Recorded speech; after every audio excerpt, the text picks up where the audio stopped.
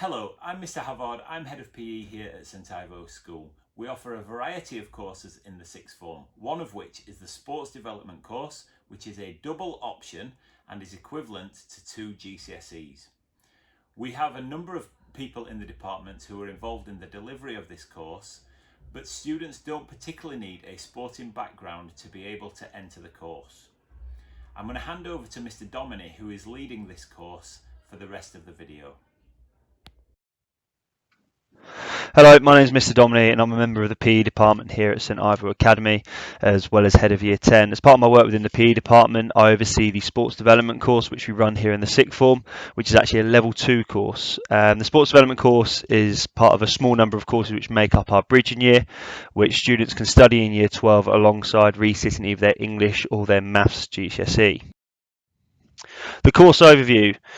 So the course is made up of 8 units of work which they will study across one academic year.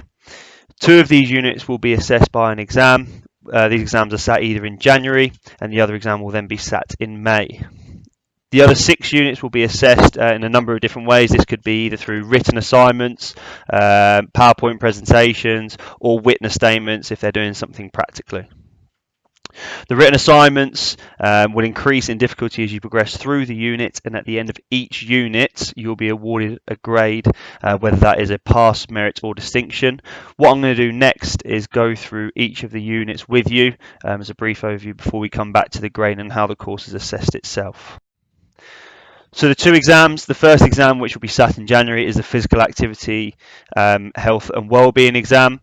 This unit of work looks at studying the effects that participation in sport can have on the body systems and the impact on an individual physical and mental health. The other exam is the physical preparation and readiness for sport and physical activity. This exam looks largely at the body systems, the long-term and short-term effects of exercise, the importance of warm-ups and cool-downs, and also the treatment and identification of sports injuries that can occur. Looking now into the written assignments and the ongoing assignments that take place throughout the year as opposed to the 2 exams. The first one that you can look at is the inclusivity, equality and diversity in delivering sport and physical activity. Now in this unit, students will gain an understanding of what is meant by those 3 words, inclusivity, equality and diversity, in a sporting context. There'll be case studies where they'll look into how discrimination can take place and how it has taken place, but also how it can also be avoided in sports.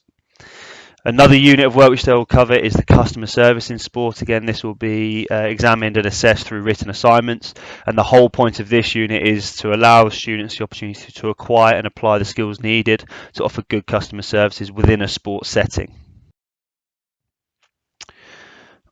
Further to this, another 2 units, there will be leading sports and physical activity sessions and also assisting sports coaching. Now these 2 units are very practical based, and there'll be lots of witness statements where we give the students an opportunity to lead physical activity sessions, sport specific sessions for peers, students lower down in the school, to give them that exposure as it's something they may want to go on to do after this course. In essence, both of these units, the students are going to look at the process of a plan, do and review. So they'll plan a session in terms of what they want the students or the participants to get out of that session, whether that's in a series of sessions or a one-off session. They'll then look at how they can deliver that session, so their coaching skills, the way they can build rapport with participants, the way they can manage a session whilst actually, and then also the review section of, so they'll reflect on their practice, they'll reflect on the positives and the work-ons for their sessions, and so to formulate that improvement and progression moving forward. The assisting sports coaching is, again, very, very similar. They look at that plan, do, review process, but they are there to assist someone else. So they are working under someone else's framework and someone else's guidance. They'll look at all the different roles and responsibilities of an assistant sports coach, and they will do this across a number of different sporting disciplines. So they won't stick within their comfort zone. If they're from a footballing background, they won't just be an assistant sports coach in football. So we'll stretch them and give them that challenge of applying themselves within sporting disciplines that they may not necessarily be used to. Another 2 units that they'll study within the course is the components and principles of fitness training for sports and physical activity, as well as practical sport. The students will explain and define the different components and principles of fitness. They will also be able to apply them to the correct sporting context to aid the development of an athlete. So here we want to get an understanding of how an athlete can improve, what is the specific needs for them in their sport to allow them to progress, to allow them to develop, to allow them to improve, whether that is a specific type of fitness training or the type of training that that specific athlete should be going through. Practical sport, as it says in the title, is a very practical unit. The main aim of this is that the learners will be able to identify and improve weaknesses within participants across a number of different sports. So they could have a look at an individual within a individual sport, so it could be badminton singles, tennis singles, and they will try and identify areas of weakness or areas for improvement within their game and work with them to whether it's a technical element, a tactical element, and try and formulate that improvement in their performance. They could also, or they will then also get the opportunity to do that within a team setting as well. So they'll look at someone maybe within a football match or a rugby match, or even a badminton or a tennis doubles match where they can again look at areas for improvement or potential areas of weakness and work with the athletes to try and again formulate that progression and improvement. How is the course assessed? Each unit of work will have 3 tiers of assignments to it. The first tier is the pass level. This is then followed by merit level and then finally distinction level, which is probably the most advanced and the hardest assignments which they'll do.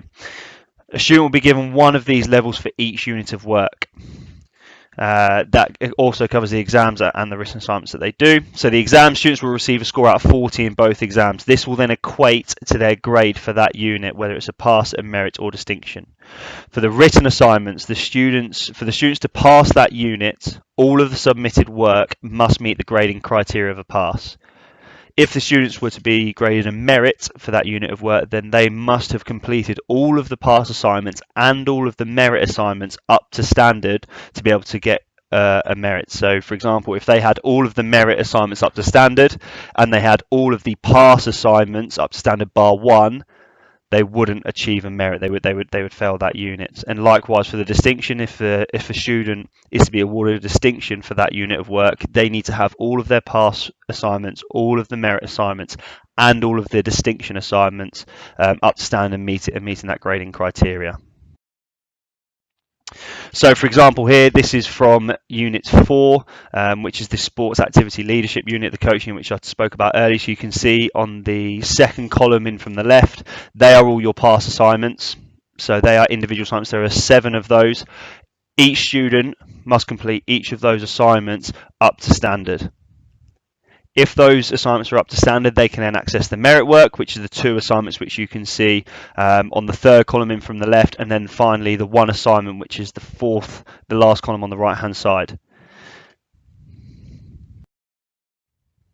What do these grades mean? So we've spoken about pass and merit and distinction. Because the sports development course is a level 2 course, it is equivalent to GCSEs. So if they achieve a pass for the course, that is equivalent to a grade 2 or a 3. In old GCSE money, that would be sort of a grade E. If they were to achieve a merit in the course, that would be equivalent to a grade 4 or 5, which would be again equivalent to a C. And if they achieved a distinction for the course, that would be equivalent to a 7 or an 8, which would be equivalent to an A. And then distinction star would be equivalent to a 9 or an A star. That brings us to the end of the Level 2 Sports Development course. If you have any further questions about the course, please don't hesitate to contact either Mr. Havard or myself. Mr. Havard at christopher.havard@australiastivo.org or myself, max.dominy@australiastivo.org. I look forward to hearing from you soon. Thanks a lot.